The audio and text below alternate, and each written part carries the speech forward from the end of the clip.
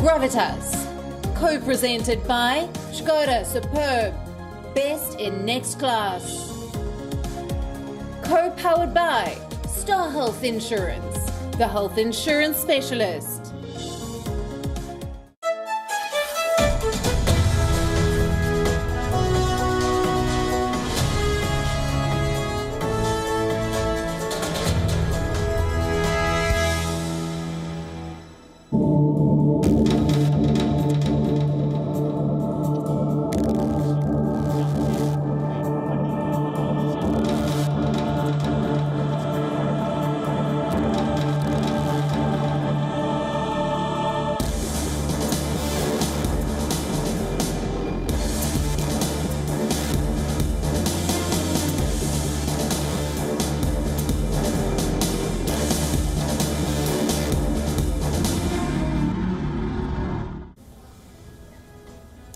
While the entire world suffers because of the Wuhan virus, China is busy manufacturing lies. Its latest product is a misinformation campaign trying to portray India as the birthplace of this virus. What's worse, this lie involves monkeys and heat waves. The claim is as bizarre as it gets. China's factory of lies has outdone itself. On Gravitas tonight, we tell you how this is not the only campaign China has started against India, how it also wants to target India's water security, and why China's promises of peace are proving to be mere lip service. We also have for you a long list of China's mounting financial woes, which tell us how China absolutely cannot afford to provoke its neighbor and why the incoming Biden administration in America might have a lot to do with this campaign of provocation. I am Molly Gambhir, also on the show for you tonight. Australia, China's war of words intensifies. Bilateral ties have hit a new low after China claims to show an Australian soldier targeting an Afghan child. Australia lashes out at China, demands an apology. Iran vows revenge for the killing of its top nuclear scientist. Nigeria Boko Haram attack kills 110.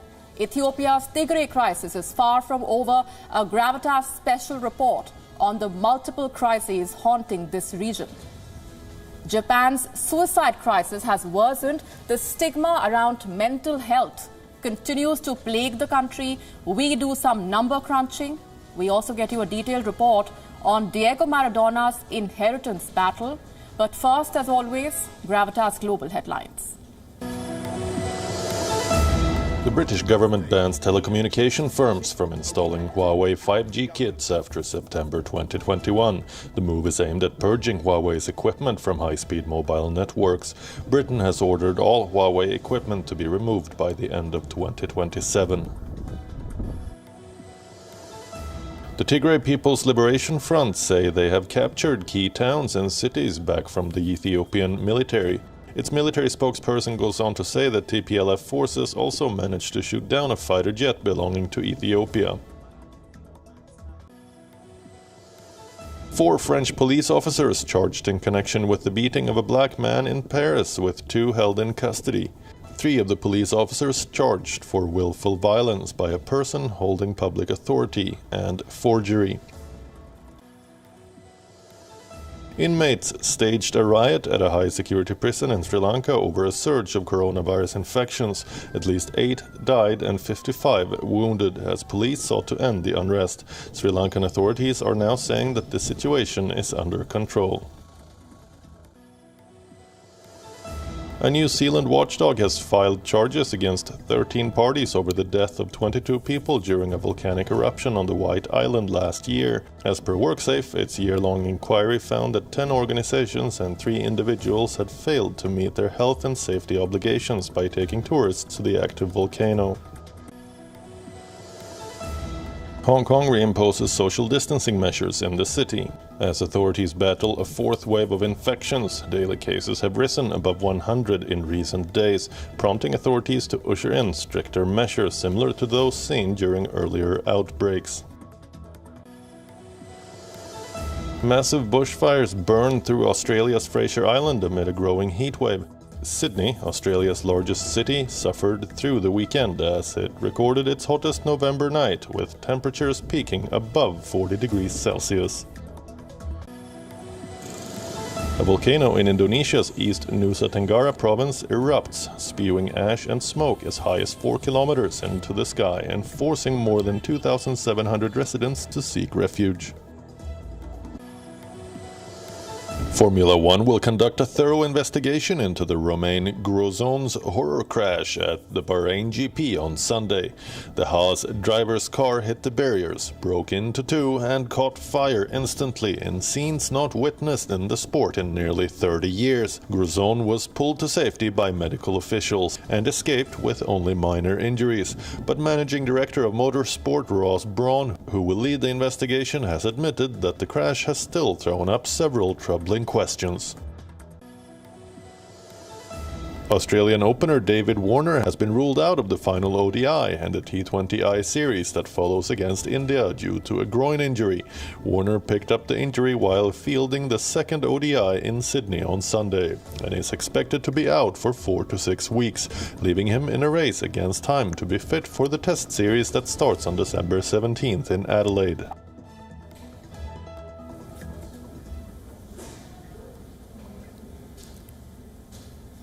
It's been more than 6 months. China attempted an intrusion into India, attacked Indian soldiers, unprovoked. 8 rounds of talks have happened since that standoff began, and Beijing's promise of peace has proved to be just lip service. As India and China gear up for the 9th round of military talks, the dragon is provoking India once again, with misinformation campaigns and a dam project that could impact India's water security. On Gravitas tonight, we tell you all about China's latest provocations. Let me first tell you about an unbelievable claim. 3 Chinese scientists claim the Wuhan virus came from India. Even we could not believe this when we first heard about this report. Then we saw the report. It is 22 pages long. This is perhaps the most brazen attempt by China to muddy the waters, raise suspicion, just to deflect the global criticism that has come its way. This so-called scientific study has appeared on a website called ssrn.com. This is a preprint platform of the medical journal The Lancet. What is a preprint? Quite simply, it is a full draft of a research paper that is widely shared publicly before it is peer-reviewed. Let me emphasize here, this is a draft research paper. It hasn't been vetted by the scientific community in any form. It has not been published by any journal. Anyone can submit research papers to preprint platforms to share it with the larger scientific community. But China has made a mockery of this privilege. This study makes some absolutely preposterous claims. It says the Wuhan virus appeared in India before traveling to Wuhan. What are the Chinese basing this claim on? Heat waves and monkeys, as bizarre as that sounds. Allow me to quote now. From May to June 2019, the second longest recorded heat wave had rampaged northern central India and Pakistan, which created a serious water crisis in this region. They cite Wikipedia as their source for this information. And then there is more. I'm quoting again. The water shortage made wild animals like monkeys engage in the deadly fight over water among each other and would have surely increased the chance of human-wild animal interactions. Can you believe this? Well, no one can. Not even the scientific community, which is calling this paper biased and very flawed. This paper has no facts, no scientific basis. It is just an attempt to whip up a wild conspiracy theory, one which Chinese state-owned media outlets like the Global Times are now featuring on their website. It seems like the scientific community has rejected these falsehoods masquerading as research. Before we went on air, we found out that this report was no longer available on its link. When it is so clear that this paper is unscientific, why did China attempt such a stunt? Because it wants to sow doubts and challenge the established facts and evade blame for unleashing a pandemic. There is no doubt this pandemic began in Wuhan, but China has floated many conspiracy theories to create a smokescreen. First, it said the virus came with the US Army to Wuhan. Then the Chinese have blamed Italy for the outbreak, while trying to take over the WHO investigation into the origins of the Wuhan virus. India should see this as a clear attempt by China to hurt India's international credibility as a reliable partner on matters of public health. This is information warfare, and it is not the only provocation. If reports are to be believed, China now wants to build a dam on the Brahmaputra River. Chinese authorities have given the go-ahead to a hydropower company. The plan is to build a downstream dam on the lower reaches of this river. The Brahmaputra River originates from Tibet and flows into India, then Bangladesh. In the past, New Delhi has raised concerns over such infrastructure projects because they pose a threat to India's water security. Because with such dams, China could control how waters of the Brahmaputra flow into India. Potentially, the flow of water can be blocked or diverted with such dams.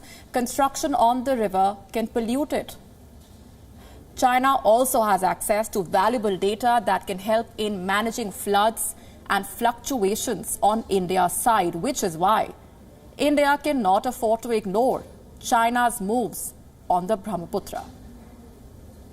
So China provoked India militarily.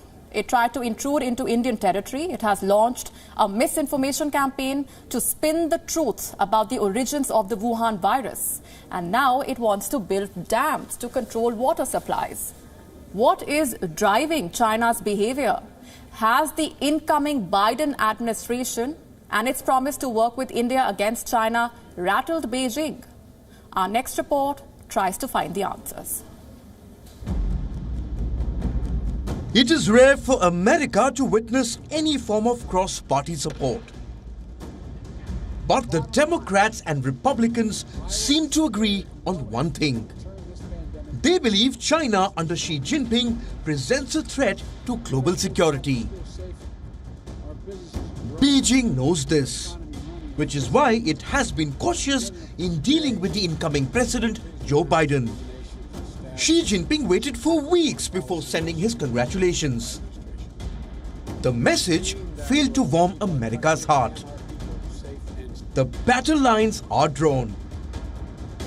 The Biden administration is making plans to contain China, and it wants India's help. Joe Biden's candidate to replace Mike Pompeo is Antony Blinken. He wants India to be a key American partner in dealing with China from a position of strength. While speaking to Indian Americans earlier this year, Blinken said, and I quote, "India and America have a common challenge, which is to deal with an increasingly assertive China across the board, including its aggression towards India at the line of actual control, but also using its economic might to coerce others." That statement does not come as a surprise. It is a reflection of the hard line that Biden has taken against the dragon. The president-elect during his campaign called Xi Jinping a thug and backed India over China in the ongoing border standoff. I said if the United States and India became closer friends and partners, then the world will be a safer place. If elected president, I'll continue to believe it and continue what I've long called for, including standing with India and confronting the threats it faces in its own region and along its borders. Considering this, the Chinese state media is warning that relations may not improve under Joe Biden. Last week, the Chinese Ministry of Foreign Affairs adopted a cautious tone, calling for no conflict or confrontation with America. China is willing to uphold the spirit of non-conflict, non-confrontation, mutual respect, and win-win cooperation with the United States, strengthen communication, focus on cooperation, control differences, and promote the healthy and stable development of Sino-US relations. The tensions at the border haven't eased, with Beijing doubling down on its aggression. India and the United States are expected to mount a strong anti-China front and take the dragon head-on. Bureau Report, WION World is One. China is trying to provoke India. China wants to take on Australia. China is in a trade war with the United States, and China is fighting 6 countries in the South China Sea. But can China afford all this aggression? In other words, does Beijing have the money to run this campaign of provocation? In a single word, the answer is no. And tonight I come to you with some numbers that expose China's vulnerabilities, its financial stress, its debt. I also tell you why the situation is unlikely to improve anytime soon. You see, the Chinese economy is in a state of crisis. Corporate debt defaults are set to exceed 100 billion yuan for a 3rd consecutive year. According to a report, in the last 2 weeks, China has seen a surge in missed repayments.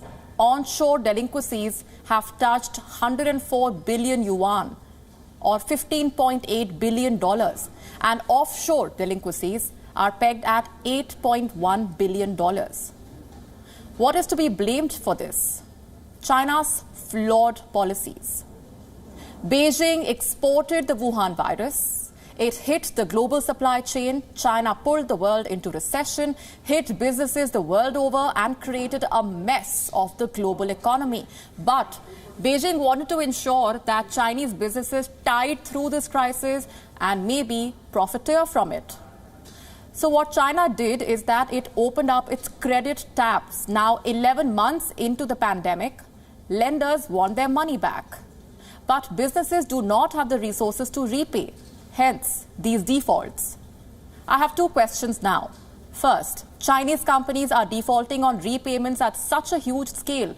Corporate debt is exceeding 100 billion yuan for the 3rd straight year. How then is China claiming that everything is business as usual? It was just last month that China said its economy is back on track with a 4.9% growth in Q3. Question number 2, what do these numbers say about the situation in China? They say, never trust numbers coming out of China. For all you know, the real situation could be worse. Chinese companies are missing payments for a variety of reasons, but topping the chart is bankruptcy. At least 43.8 billion yuan could not come in because 7 companies filed bankruptcy restructuring applications. And this includes the Peking University founder group. Technology is the worst hit industry here, which has accounted for more than a third of the average default. So it comes down to this. China is under a lot of financial stress, and it should not be trying to provoke its neighbor because it cannot afford to do so. Here's something else. China's financial situation is unlikely to improve anytime soon. Have a look at the headlines. They spell disaster for Chinese trade and businesses. Reuters is reporting that the United States will be adding at least 4 more Chinese companies to its defense blacklist, taking the total number of blacklisted companies to 35. Joining that list is China's top chip maker, SMIC, or Semiconductor Manufacturing International Corp. China's national offshore oil and gas producer, CNOOC, will be blacklisted as well. The US claims that these companies are owned or controlled by the Chinese military. And there is more. The UK has asked all telecom providers to stop installing Huawei equipment in 5G networks starting September next year. They have also been told to rip out all Huawei equipment from 5G networks by 2027. Huawei, remember, was once China's blue-eyed boy. It was supposed to be Beijing's stairway to global tech dominance. Today, Chinese tech companies are being shunned globally. They are defaulting on payments at home. Shouldn't Beijing be indulging in serious policy rethinking for saving its businesses and overcoming the financial stress instead of staring at the other side of the border? But we know China is not a fan of addressing real problems. For example, it does not like talking about dictatorship or the source of the Wuhan virus or how the Chinese economy is suffering. Instead of addressing these problems at home, China has picked up another fight with one of its key trading partners, Australia. Our next report tells you all about this latest war of words. China is at it yet again. Beijing is trying to misuse another crisis for its propaganda. On the 30th of November, the Chinese Foreign Ministry spokesperson Li Jianzhao posted this photo on Twitter. It claimed to show an Australian soldier killing an Afghan child. We had to blur the image because it was very gory. The Chinese spokesperson declared he was shocked by quote-unquote the murder of Afghan civilians and prisoners by Australian soldiers. Australia rubbished Chinese claims as disinformation. Australian Prime Minister Scott Morrison said China should be ashamed of itself. It is utterly outrageous, and it cannot be justified on any basis whatsoever. The Chinese government should be totally ashamed of this post. It diminishes them in the world's eyes. Morrison called the image repugnant, adding that it created a falsified image of an Australian soldier. The war of words comes on the heels of a war crimes inquiry that accused the Australian elite forces of unlawfully killing 39 people during the Afghan war. The report claims at least 25 Australian personnel had taken part in unlawful killing, and that 36 such incidents needs to be investigated by federal police. Scott Morrison had said that the report contained difficult and hard news for Australians. And now, in what are being called his most stern words yet, the Prime Minister is slamming China for playing up the crisis for propaganda. There are undoubtedly tensions that exist between China and Australia. But this is not how you deal with them. Australia is seeking an apology from the Ministry of Foreign Affairs, from the Chinese government, for this outrageous post. We are also seeking its removal immediately and have also contacted Twitter to take it down immediately. It is a false image and a terrible slur on our great defence forces and the men and women who've served in that uniform for over 100 years. How has China reacted to Morrison's demand for an apology? Australian soldiers committed such appalling crimes. Shouldn't the Australian government feel ashamed? With this, the bilateral ties between Australia and China have hit a new low. It all began when Canberra called for an international inquiry into the origins of the Wuhan virus. Like we said, China is not a fan of addressing real problems. Bureau Report, WION, World is One.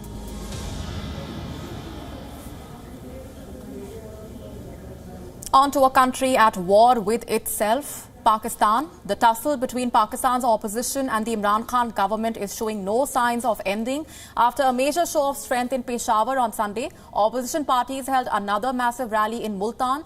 This was the fifth such demonstration held by the Pakistan Democratic Movement. Who all were in attendance? Maulana Fazlur Rahman, the chief of Jamaat Ulema-e-Islam, Asifa Bhutto Zardari, the sister of Bilawal Bhutto and a member of Pakistan People's Party. The showstopper was Maryam Nawaz, the vice president of Pakistan Muslim League Nawaz. Speaking in Multan, Maryam Nawaz called out the Pakistan government's backdoor efforts to stop the rally from taking place. आपकी बहादुरी को मैं सलाम पेश करती हूँ। भाई मुझे तो मैंने तो यही सुना था कि आज जलसे की इजाजत नहीं, लेकिन जब मुझे ये पता चला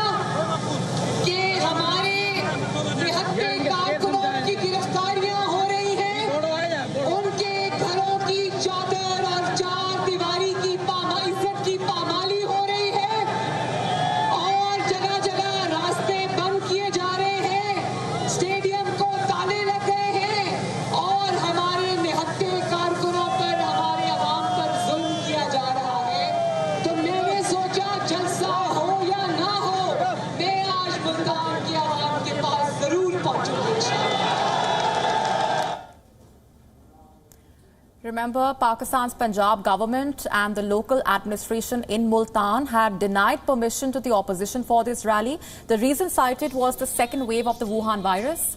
The authorities in Multan blocked most routes to Qila Kona Qasim Bagh Stadium, where the demonstration was scheduled to take place. They took control of the stadium, removed tents and chairs, and detained several opposition leaders. Among those detained was Qasim Gilani, a prominent opposition leader, and the son of Pakistan's former Prime Minister Yusuf Raza Gilani. The Prime Minister of Pakistan, Imran Khan, put out a series of self-righteous tweets justifying this crackdown. Allow me to quote a few of them. Problem confronting us in Pakistan during COVID-19 is of a political leadership that has never gone through any democratic struggle nor worked with ordinary citizens to understand the problems they confront. These entitled leaders living like royalty in their secluded mansions have simply inherited their positions because of their families. There's more. I'm quoting further. Their Shahi lifestyles are directly dependent on saving their families' ill-gotten, illegally acquired wealth through robbing and impoverishing the nation.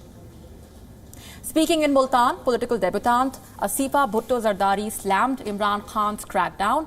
The 27-year-old said if the men from their parties are arrested, the women will take to the streets by the thousands. I'll leave you with this.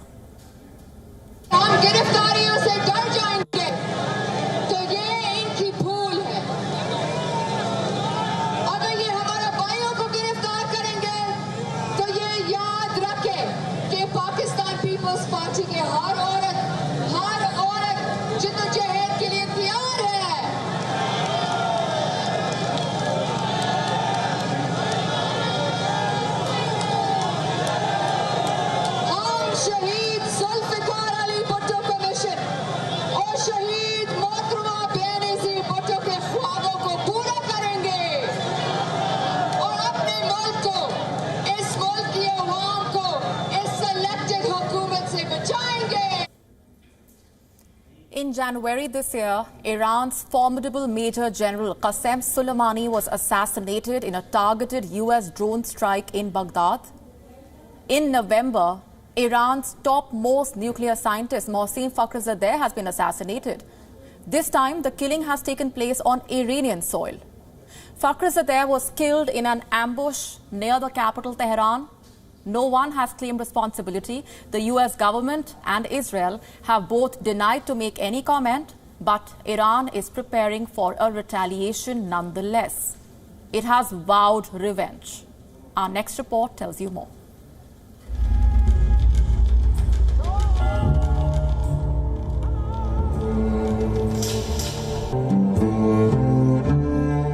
Iran is in a state of grief.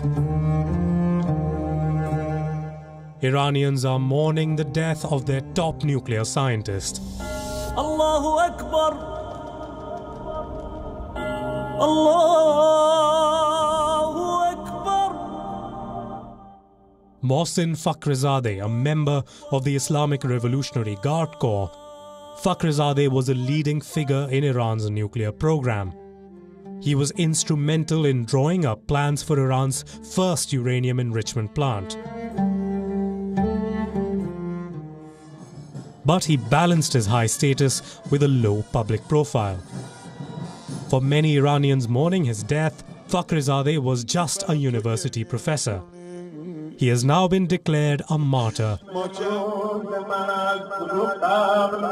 A state funeral was held in Tehran, and it was attended by Iranians from all walks of life.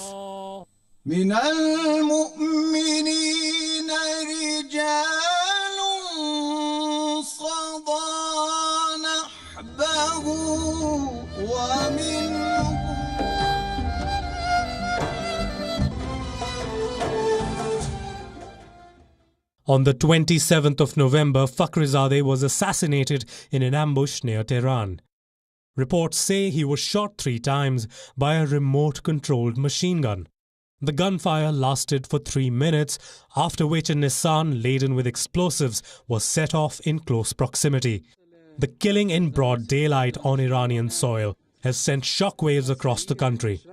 The Iranian state media says weapons used in the killing were made in Israel, and the Iranian leadership has also blamed Israel for the assassination. Iran's President Hassan Rouhani has vowed revenge.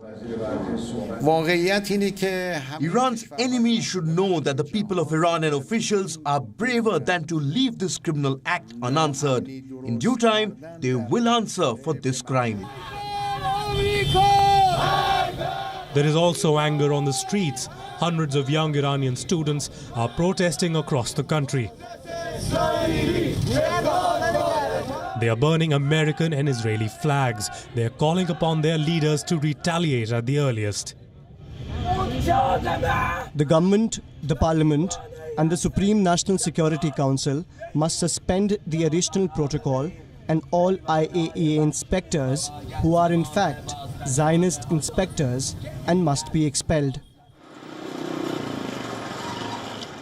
There has been no word on the killing from Israel, but a 2018 presentation by the Israeli Prime Minister Benjamin Netanyahu has resurfaced.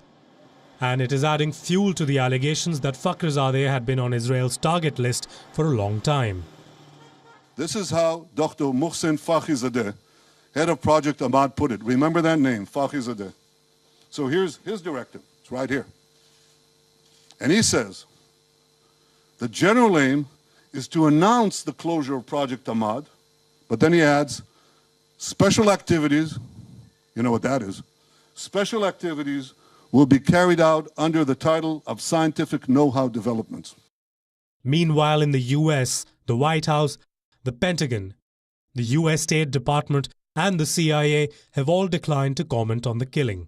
So has US President-elect Joe Biden's transition team. The killing could escalate tensions between Iran and the United States in the final weeks of Donald Trump's presidency. I think Iran is in a situation whereby assumes any reaction or response to this assassination inevitable. Because if it doesn't respond, it will make the other side to advance further. And that will encourage them to do further assassinations or actions against Iran. First, Qasem Soleimani, now Mohsen Fakhrizadeh. Iran has lost two of its topmost officials in targeted attacks. The implications could be severe. West Asia is bracing itself for some turbulent times. Bureau Report, WION World is One. Staying on with West Asia, senior White House advisor Jared Kushner will be traveling to the region later this week. He is slated to visit Saudi Arabia and Qatar along with American envoys. According to reports, Kushner will be meeting the Saudi Crown Prince Mohammed bin Salman in Neom. He is also expected to meet the Emir of Qatar, Tamim bin Hamad Al Thani, in the second leg of that tour. America's West Asia envoys Avi Berkowitz, Brian Hook and Adam Boiler will accompany Kushner during this visit. What's on the agenda? The further normalization of ties between Israel and the Gulf countries. The issue has been a key focus of the Trump White House. So far, Kushner and his team have managed to normalize Israel's ties with the UAE, Bahrain and Sudan. But Saudi Arabia remains the elusive prize. And that's where things get interesting. You see, King Salman of Saudi Arabia has been a firm supporter of the Palestinian cause. He has ruled out ties with Israel unless Palestine is given statehood. The Saudi Crown Prince, however, appears to be more favorable. Recently, Israel's Prime Minister is said to have traveled to Saudi Arabia and met with the Saudi Crown Prince, Mohammed bin Salman. Netanyahu and MBS were reportedly joined by the US Secretary of State, Mike Pompeo. Riyadh denied that the meeting took place. When Netanyahu was asked about it, he said that he hoped the circle will expand. Remember, Kushner's visit also comes at a tense time in West Asia. We just told you how the region is on the edge after the killing of Mohsen Fakhrizadeh. Common opposition to Iran has been the thread that has held the US-led regional alliance intact. But now with Joe Biden set to be sworn in as America's next president, both Saudi Arabia and Israel fear that America might soften its stance on Iran. Joe Biden has expressed his intention to rejoin the nuclear treaty, something that both countries feel is detrimental to their cause. To cut the long story short, normalizing ties between Israel and Saudi Arabia will be a crowning moment for Donald Trump, a major diplomatic victory right before he leaves office. And Jared Kushner's visit is by all means aimed at achieving just that. This is a very hopeful time, and I believe that so much peace and prosperity is possible in this region and throughout the world.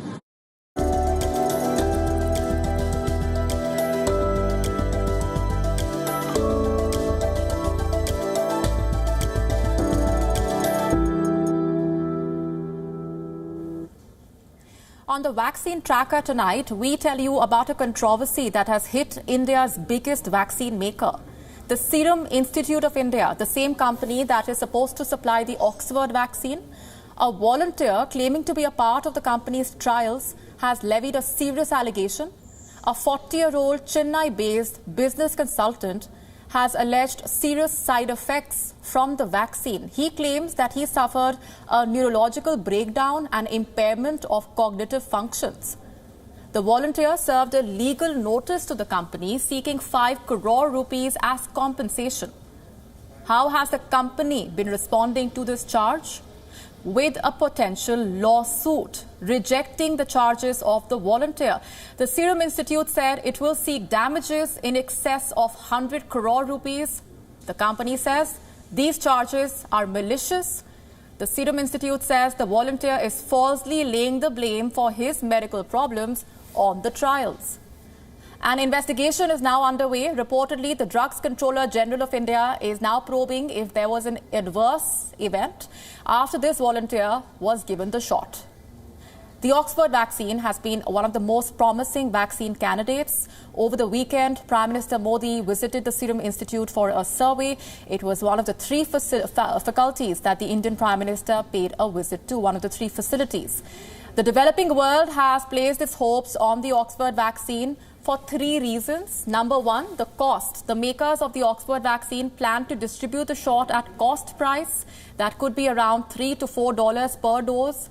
In comparison, the shots from Pfizer and Moderna are much higher. Reportedly, Pfizer is charging $20 per shot for its vaccine, while Moderna could price it at $32 to $37 per dose. Just today, Moderna has moved for approvals. Its vaccine is said to be 94% effective.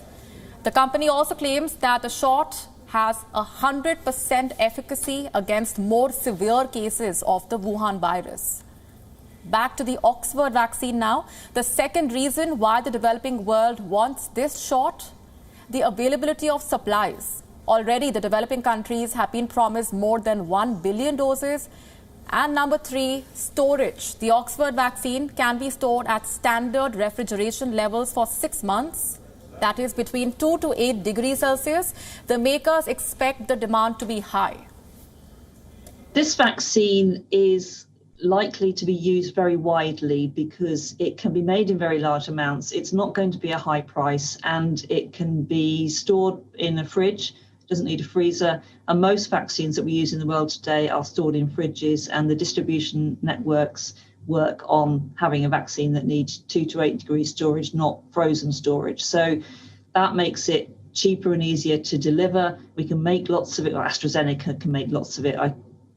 It's not me, our group making it, it's AstraZeneca who are going to make it, but they can make a lot, and they've been planning to make a lot, and the price will be relatively low, so it's going to be affordable for lots of countries. So all of that means that it's a very deployable vaccine, and we need a lot of people to be vaccinated. So it all really comes down to safety. If the vaccine is safe enough to be given to everyone. We don't know yet. The vaccine needs to pass the trials before it can be administered to the people. The Oxford trial recently ran into a controversy when the researchers at Oxford made their trial results public. They said the vaccine was 62% effective, but they also said that a smaller subset of volunteers were given a lower dose of the vaccine by mistake. Bizarrely, the lower dose led to a higher efficacy rate of around 90%. Regulators around the world will now have to assess the data that they receive from these trials before they are given emergency authorization for use. As far as the situation in India is concerned, the trial still continues. The authorities are still looking into the complaints of the volunteer. We will be keeping a close eye on these developments. On to Africa now. In Nigeria, the Boko Haram has slaughtered 110 farmers. The brutal killings have thrust into limelight the many conflicts and power tussles that continue to plague Africa to this day. In Ethiopia, the government has discovered mass graves in the Tigray region. In South Africa, President Cyril Ramaphosa is set to face a vote of confidence in the country's parliament. And in sub-Saharan Africa, the death toll due to malaria has outpaced that of COVID-19. Our next report takes you through all these developments to give you a sense of the multiple crises plaguing Africa.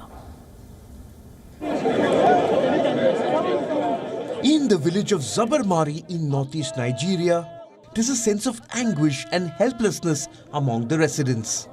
110 farmers in the village have been brutally slaughtered. They were tied up, tortured, and then beheaded. So far, no group has claimed responsibility. But the barbaric killings are being called the handiwork of the Boko Haram, a jihadist terror outfit that has flourished in Nigeria for nearly 2 decades. Boko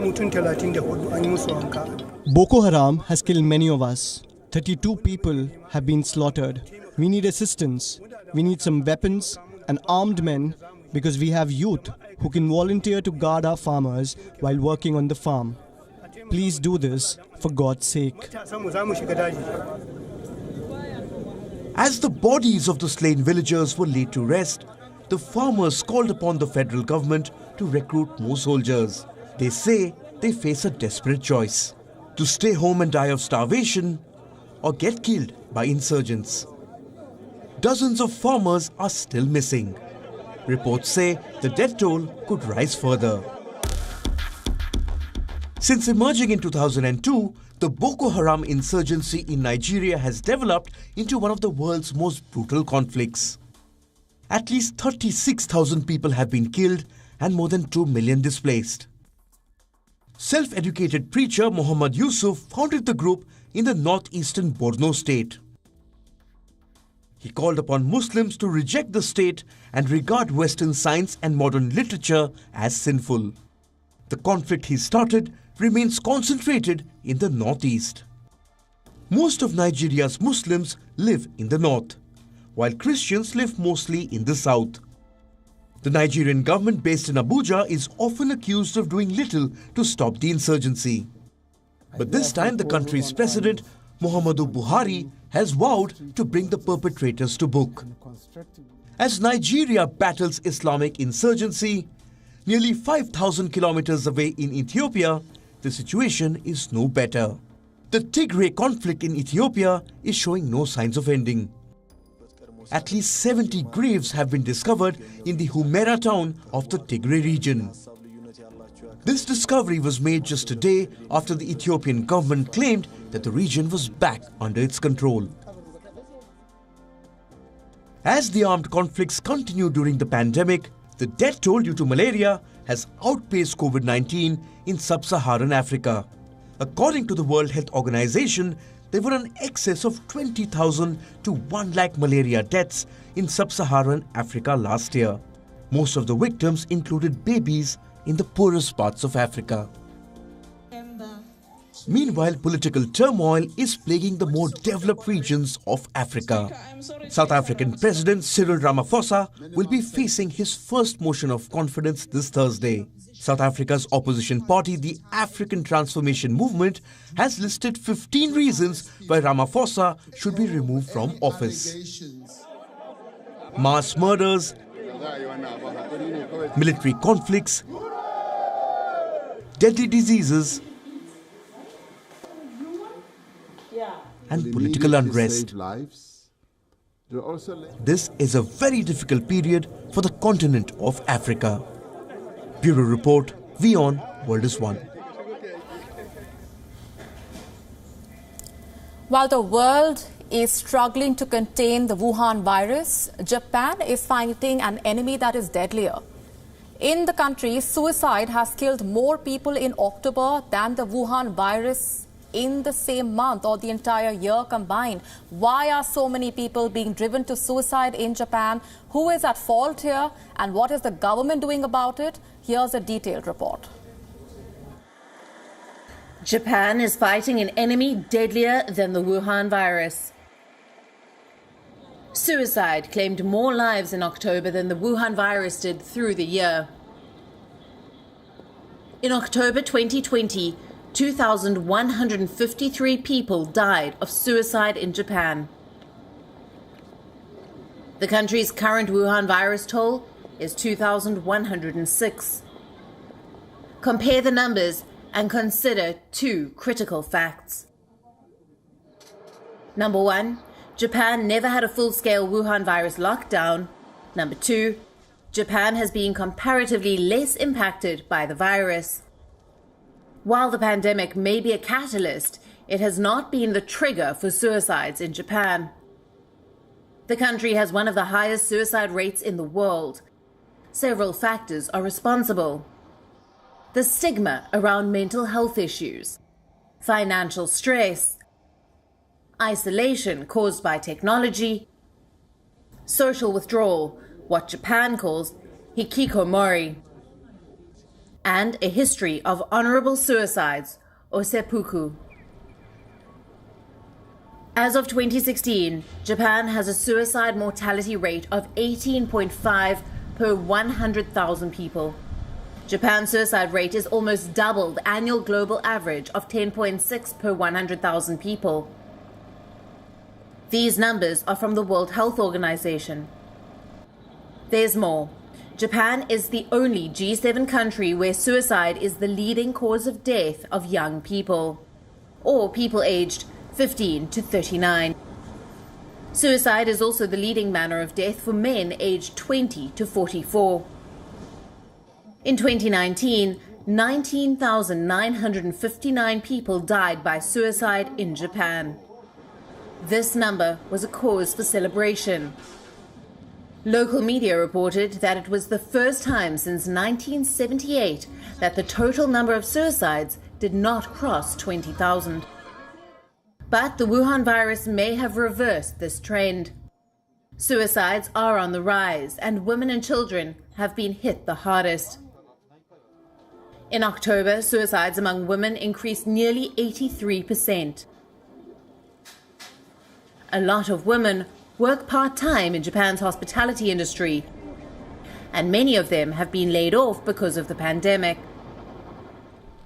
Mothers are also worried about the well-being of their children, who are mostly attending classes from home.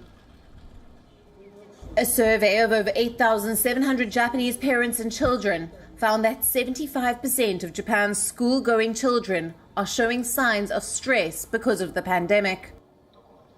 A series of recent celebrity suicides have not helped the cause. As Japan prepares for a third wave of the Wuhan virus, the biggest challenge will be to fight the virus of stigma attached to mental health. Bureau Report, WION World is One. With that, it's a wrap on this evening's edition of Gravitas, leaving you with Gravitas Images. Thanks for watching.